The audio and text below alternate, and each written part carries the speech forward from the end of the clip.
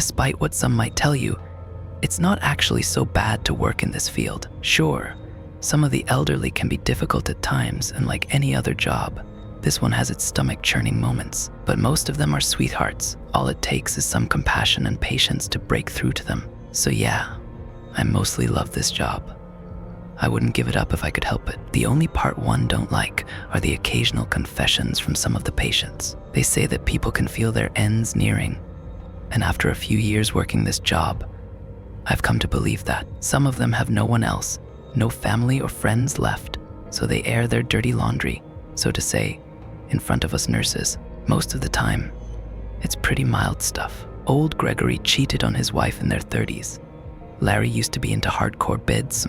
Lisa stole from her company for a while. Stuff you don't necessarily expect, but that doesn't surprise you in hindsight. Other times, it borders on disturbing. Jenkins had a bar fight and ran away, and to this day he's not sure if the other guy survived. Sasha had an abortion on her own without telling her boyfriend at the time that she was even pregnant. Chiara abandoned her family, running away in the night to start a new life, and seeing the missing person posters ate her up inside. That's the kind of stuff that gets under my skin, but I can at least understand where they're coming from. I can sympathize, even if I don't condone their actions. But then there are the monsters, the ones that have committed truly atrocious deeds, and their confessions keep me up at night. Julia, the sweetest old lady you'd ever meet, gaslit her husband into suicide to cash out his life insurance. Freddie helped burn an entire village back in the Vietnam War, basking in the flames and the screams of the dying. Sally abused her child growing up, to the point it caused a myriad of developmental problems. Mind you, I haven't been there myself for all of those confessions. Us nurses tend to share, morbid as it might sound. Go ahead and judge if you want, but we didn't ask for those burdens to be placed on our shoulders, and we'll seek relief wherever we can find it. Most of the time it's just innocent gossip, the you won't believe what Gus used to do when he was young type. Other times there are tears and silent cries in the break room, stone cold expressions and a pressing atmosphere. Not a hint of levity to go around, but such is life in this field. Most of us have learned to live with it, and those who couldn't walked away. I myself am in the first camp, and I don't think last night will change my mind. Anyway, I'm getting ahead of myself. You need some context in order to make heads or tails of this. It all started with Parker, so I should too. He's ... a bitter old man, no way to sugarcoat it. A tough nut to crack, rage and hatred for everyone and everything simmering under the surface at all times. He's the type of person that won't be satisfied until your parade is soaked to the bone in rain. He's been here since before I was hired, so the other nurses warned me about him from day one. God help you if you have to interact with him. He can ruin your entire week just by opening his mouth, they told me. I didn't take them seriously, thinking he couldn't be that bad. Spoiler alert, he was, but not in the ways you'd expect. He didn't get physically violent like some of the other elderly. He didn't fling shit and piss-soaked diapers at us.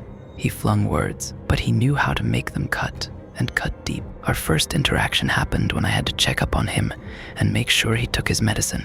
It was a nice evening, and I found old man Parker in his room, lounging in his recliner. He faced towards the windows, back to the door, and he didn't bother to turn around and look at me when I entered. "Good evening, Mr. Parker," I greeted. "Hey, fresh meat," he spat a response laced with spite. I gritted my teeth and tried to sound polite when I answered. "My name is Jessica, but..." "Fresh meat," he interrupted me. "You won't last a month, so I won't bother learning your name. Now why are you here, fresh meat?" I told him why, and he pointed at the empty pill bottle on the nightstand next to him. Then he returned to staring out the window at the sunset without another word, so I took my leave. That was how the first 3 weeks went by. I went over to his room for this or that. He made some snide remarks to insult me, and I held my tongue. It was clear he didn't want anyone around, especially me.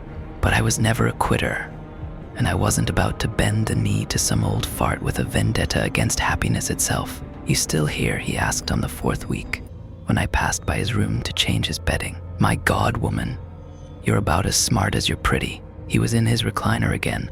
Most of his evenings and nights were spent there. By day he'd be outside or in the common area, terrorizing everyone he happened upon. But as soon as dusk approached, he'd retreat to his room and peer out the window until he fell asleep in the recliner. I ignored his remark, approaching the bed with a fresh set of sheets and pillowcases. "What? Did you swallow your tongue? Forget how words work. He kept pestering me. I took off the old sheet and discarded it on the floor.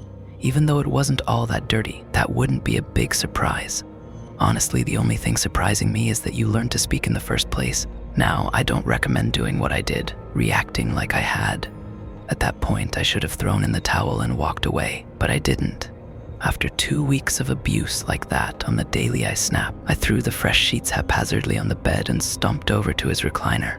"Listen here, you shriveled up ballsack," I went off on him. "I don't know what your problem is, but I don't need this kind of treatment in my life. I'm not surprised that your family left you. With an attitude like that, I'd have dropped you at a care home first chance I got as well." I hurled insult after insult at him, digging deep to dredge out the nastiest side of me, fully expecting Parker to go off on me in return, but instead he stood there and took it all.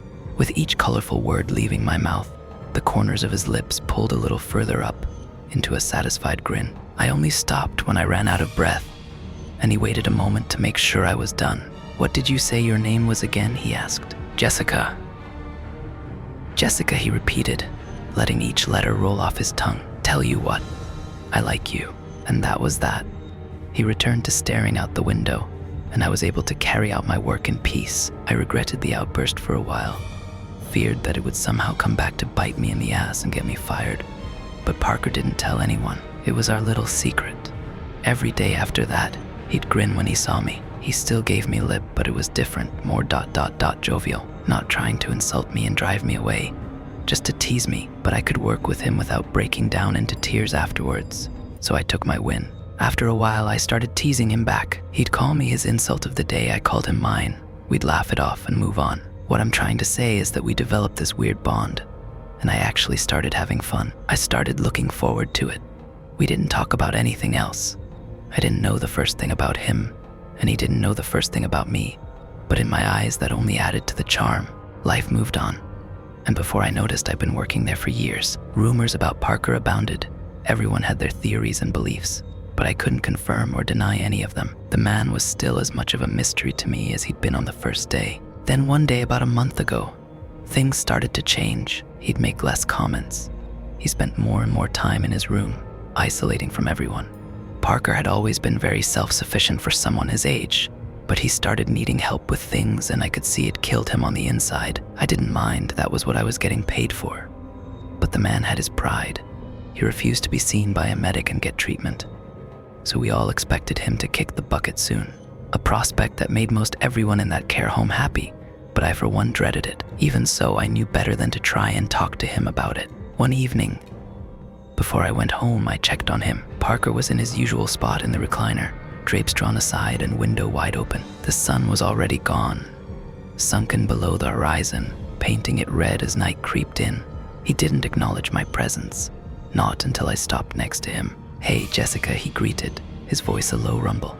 I nearly went for a hey, fart bone, but the sound of my name and the way that he said it gave me pause. For the first time in the many years I'd known him, he sounded serious for once. A pit of dread formed in my stomach. "Everything all right, Mr. Parker?" His lips curled at the corners, pulling his gaunt face into a smile.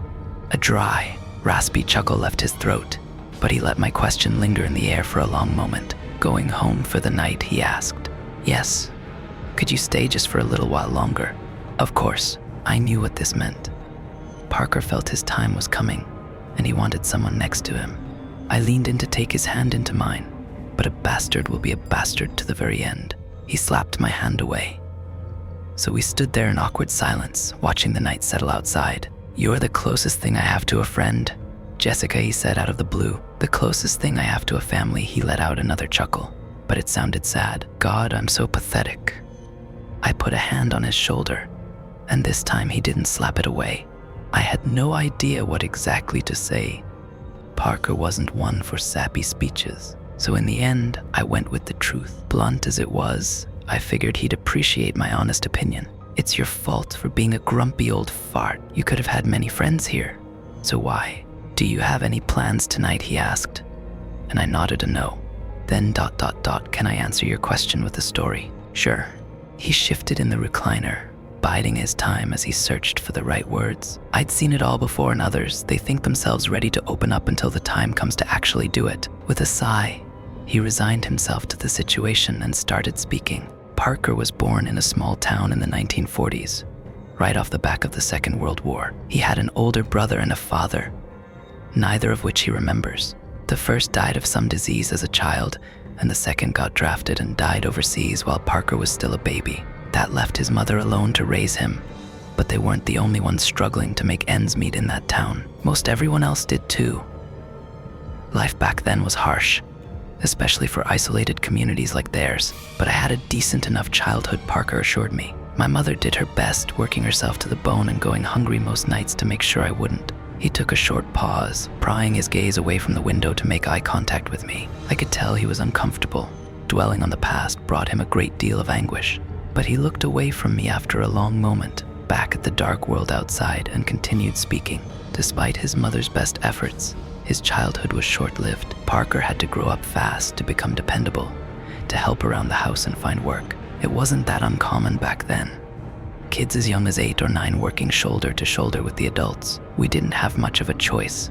Things such as getting an education or waiting until they were adults, those were little more than pipe dreams. But luckily, Parker was big for someone his age. At only 10, he was taller and stronger than his 15-year-old friends. He could handle his manual labor, and having an extra set of hands to go around, a second breadwinner, did wonders for their household. I still remember getting my first ever pay, he said with a sad smile. A small sum, but I was proud. Mother wanted me to spend it on myself, to get something nice, but I didn't. I bought a sack of flour for her to make bread out of, and I used the fabric to make myself a dar. I'm ... I'm so sorry, I stuttered. Yeah, me too. But time went on. Parker kept working throughout the years, living life one day at a time. Trouble was never far off, but he faced it head on. The adults always tried to shortchange him for his work, and other kids tried to bully him out of his meager earnings regularly. The first time that happened, I came home empty-handed with a broken nose and a busted lip, he said bitterly. 5 of them ganged up on me. It was a dog-eat-dog world back then. When he was about 13 and his mother brought home a new man, Parker hoped for a change, a chance for him to have a father, a role model, someone to teach him how to be a man himself. He thought life would get easier. How wrong I was, he said. That man was an alcoholic abuser. Parker and his mother found out as much soon enough, or sooner than him, but he saw the signs. Even though he still worked and brought his earnings home, food was suddenly in short supply. His mother always had bruises she tried to hide, and his stepfather was always drunk. When I returned home beaten up again by the older kids, I was hopeful for once. I thought he'd go out there and do something about it, and ... And he didn't, I asked with hesitation. Parker huffed. He beat me up as well for being a sissy, in his own words. It better not happen again, you hear me? He said that the next time I come home empty-handed, he'd show me real hell. Why didn't you run away? Or get the authorities involved? Run away. Where Parker answered, and the authorities didn't give a shit. He kept enduring the abuse for the sake of his mother. Couldn't leave her all alone with his stepfather, but it escalated gradually. Soon enough, his stepfather would take Parker's money outright. Then he'd beat his mother out in the open. It wasn't long until he raised his hand at me on the regular, Parker said, but it kept my mother safe, so I endured it. On the nights I'd get beaten up, she was safe, and those nights only got more common as time went on. At first, Parker would get beaten up for stepping in, taking the place of his mother. Then he'd get beaten up for not bringing enough money home. Then for no reason at all. At some point, I couldn't take it anymore. I snapped, Parker admitted. The other kids stole my money again, and I was afraid to go home that night, afraid of what he'd do to me. So I ran off into the woods, looking for a place to sleep, and instead I found this old well. Old well, I asked, not sure what it had to do with anything up to that point. Old well, Parker confirmed. You know, a hole in the ground for people to get drinking water. I know what a well is. At any rate, he found this old well, a dilapidated thing, long out of use and in serious disrepair. Parker nearly fell down into it when he leaned over the edge to peer down. He threw a pebble into it, but it never landed. Then he tried spitting into it and yelling down into the shaft. It echoed for a long time, much longer than it should have. Parker listened in awe as his own voice reverberated from the well for minutes on end, not getting any fainter. But awe aside, it gave him an idea. I didn't like the sound of that. I did end up returning home that night, Parker said, Found him beating up my mother since I wasn't there, and he chased me when he saw me. Parker led his stepfather out of the town and into the woods, farther away from civilization, deeper and deeper between trees, until he heard the faint echo of the well still calling out. I hid nearby and kept quiet, he said, waited for him to find the well. And he did. He heard the echoes of my scream and thought I fell down into the damn thing trying to hide. The asshole laughed about it. His stepfather approached the well and leaned over the edge, still laughing. Did you learn your lesson yet? You damn bastard, Parker imitated him. Little did he know that I did. It just wasn't the lesson he wanted me to learn. Parker burst out from his hiding place while his stepfather was distracted and ran up at him. All it took was a single push, he said grimly. A single push, and he tumbled over the edge, fell into that abyss head first, screaming all the way to the bottom. From that day onward, the echo of his voice joined mine in the well. The authorities pretended to search for him for a few days, but no one truly gave a shit. He was just an alcoholic bastard, so everyone thought he'd gotten his comeuppance, that he died in a ditch somewhere, or he ran away in search of greener pastures and other people to terrorize. No one suspected us, Parker said.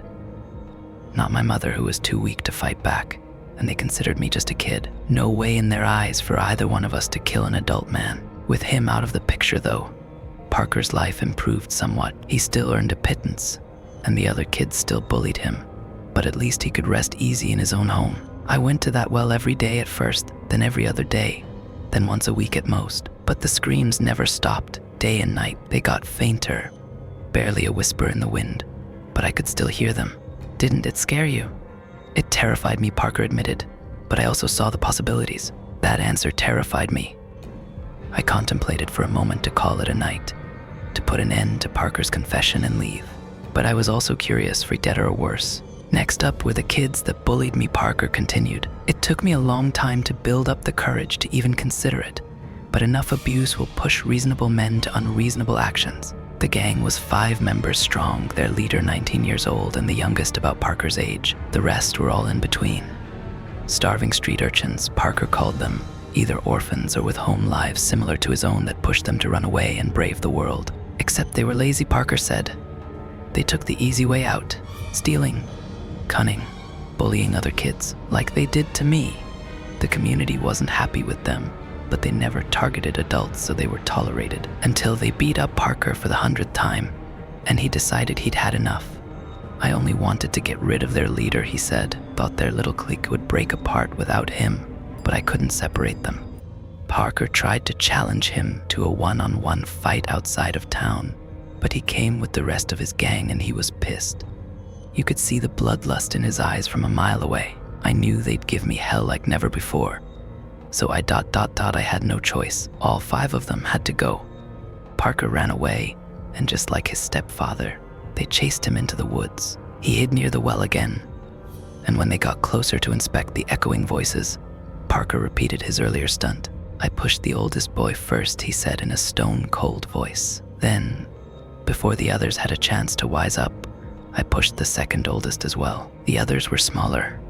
I could take them. They tried to run away, to escape with their lives, but I couldn't let them. Parker chased them down, and he caught up to the youngest first. He tripped the boy from behind and stomped on his knee to break it, then kept going. The second one he grabbed by the shoulders and swung into a tree head first, breaking his neck. I tackled the last one and got him into a chokehold. He kicked his legs, clawed at my arm, tried to bite me a few times. When he realized he couldn't break free, he started pleading, begging for his life. Told me he wouldn't speak a single word about what happened there. He begged like that all the way to the well, until his legs were over the edge. The boy with the broken neck followed, and the one with the broken leg dragged himself quite the distance by the time Parker got to him. But he went through with it. And that night, the well gained 5 more voices. Parker stopped his retelling for a moment and stared off into the distance. At first, I thought he was either giving me a breather, a bit of time to process what I heard, or that he was searching for words. I looked outside as well, and the silhouette of a tree against the starry night sky shook in the distance. A reverberating scream followed. We don't have much time left. I have to hurry up, Parker whispered. I was frozen by his side as he picked the story back up, in shock, in fear, not knowing what was about to go down or what I should do. I'd witnessed a few confessions by that point, but none came even close to Parker's. He confessed to 6 murders in just as many minutes, and I was sure there'd be a few more by the time he'd be done with me. The guilt ate me up inside, he confessed. I went by the well every single day, fighting back the urge to jump into it myself. No one missed those kids, and no one in the community blamed Parker. He wasn't the only one getting bullied by them, and on some level everyone was glad they were gone. One less problem in their lives, so they were happy to pretend the 5 ran off somewhere to carry out bigger heists. I was depressed for years because of it, but I kept telling myself that I had to do it, that my life was better now. Lies I only half believed, but they got me out of bed in the morning. Another tree shook outside, closer to us, but there wasn't a scream this time. Parker flinched visibly. Anyway, the years flew by. People kept leaving the small town, flocking to big cities in search of work. I was one of them. I found this wonderful girl, and I left with her. They took Parker's mother as well, and the 3 of them found work at some factory or another. And for a few years, he thought he'd left the small town and his horrible deeds behind, until I started hearing screams in the night, voices I recognized.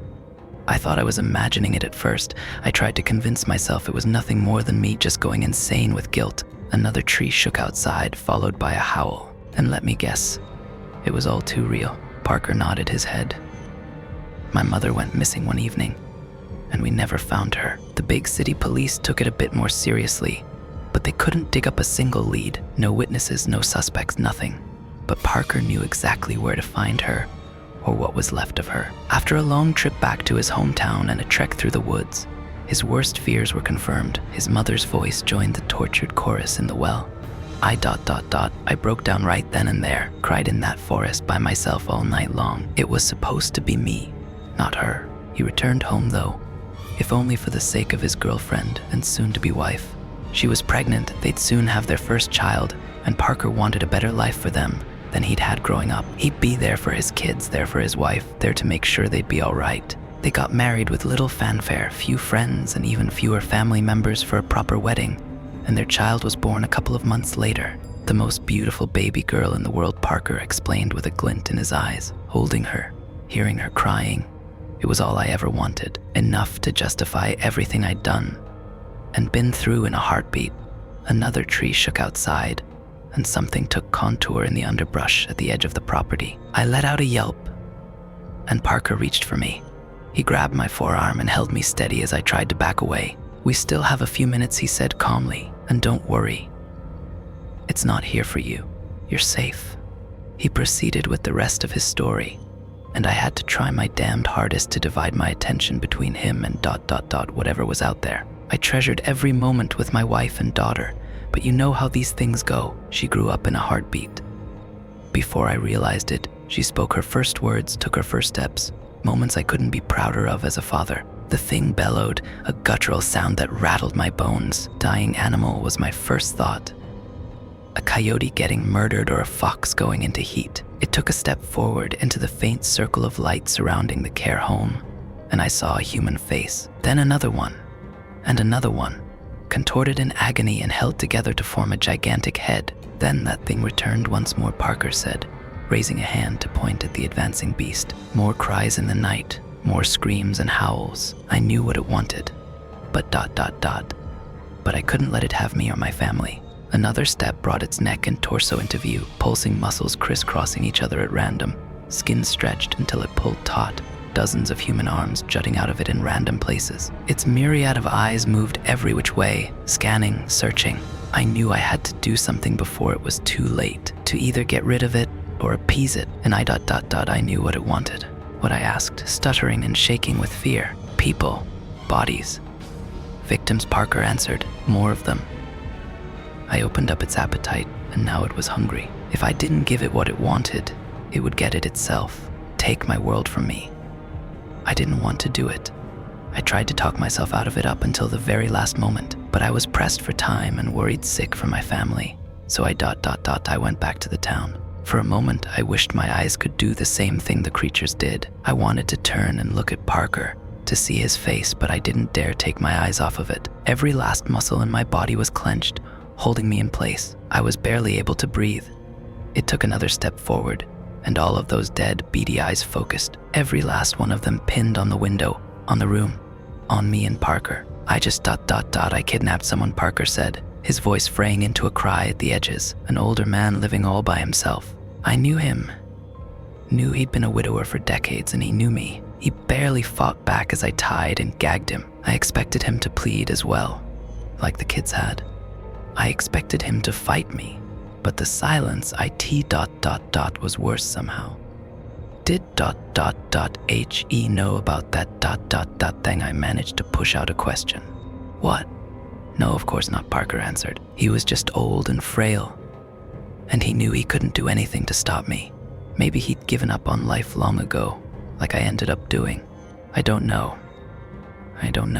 The rest of the monster came into view as it advanced towards the open window, and there was so much more to it than I expected. So many legs moving haphazardly, slapping the lawn at awkward angles to pull the body along. It felt surreal, like that window was a screen and I was merely watching some cheap horror movie with even cheaper special effects. At night, I dragged the old man out of town and through the woods. I got him to the well, said a short prayer for his soul, and tipped him over the edge. He went down without a sound.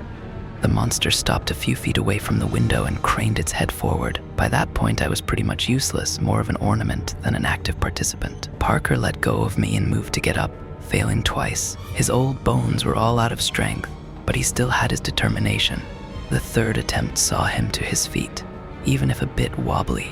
I returned to my wife and daughter after that, he said, taking a step towards the window, and all was fine for a while. Seeing her smile growing up, having her by my side, it kept the guilt at bay. She was my world, and I was ready to do anything to keep my world from crumbling. The monster cooed. One of its many faces moved across its skin, pushing against the rest, until it got to the forefront.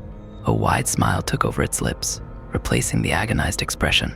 The next time the screams returned, I knew what I had to do, knew what the rest of my life would be like, what sins I had to commit. Every few years, I'd return to that cursed town, kidnap someone in the dead of night, and throw them into the well. The smile on the face at the forefront only grew wider, but the rest didn't match. They started whispering aggressively, their voices merging as they got louder. I kept at it until my daughter grew up, until she found a boy she wanted to marry and moved out, until everyone left that town behind to be an empty shell for the forest to retake. And I called it a job well done. I thought my daughter was safe and I could finally let the monster take me, that I'd finally atone for all of my sins. Parker closed the gap to the window, and so did the monster. It pushed its many arms into the room, hands both big and small grasping at the air as they tried to reach him. And what happened to her, I asked. The question felt strange coming up my throat and leaving my mouth, like it was uttered by someone a million miles away, completely detached from the situation. Parker extended one of his arms, but paused and turned to face me. What do you think happened, Jessica? He asked in a somber voice. What do you think pushed me on the run for the rest of my life? Made me grow weary of approaching people and making friends? I held back the answer, if only because I had one more question. Why tell me all of this? Parker smirked. The same mischievous shit-eating grin I'd gotten used to from him. "'Cause I'm a selfish old bastard," he said matter-of-factly. "I wanted at least one person to know and maybe miss me, and now you do." He took the final step that brought him within the monster's reach, and it got a hold of his arm with 100 fingers. The many eyes looked past Parker, directly at me. "Thank you, Jessica," Parker said, his back to me. "You can leave now. That would be best." I didn't argue with him on that. I slowly walked backwards towards the door. My head was heavy, mind spinning, and my legs felt like unsteady stilts 100 feet long. But I did it. I reached the door, backed out into the corridor, and closed it gently. Parker watched me the whole time, a peaceful smile on his lips until the latch clicked. The rest of the night was a blur. I wandered to the break room with tears streaming down my face, but I didn't even realize I was crying until I tried to light a cigarette and a tear fell on it. My hands shook like an earthquake, as did the rest of me.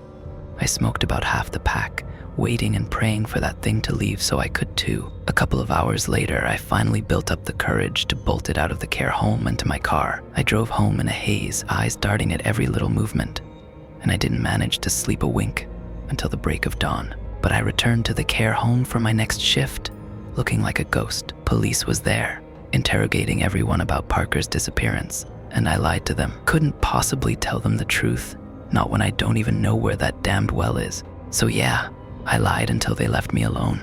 I lied until they packed in their car and drove off. Everyone else is awfully happy that Parker is finally gone, and I stand out among them like a sore thumb, sitting in his recliner. Writing this as sunset approaches, I realized he was right on both accounts. He was a selfish old bastard, and he left behind someone who misses him.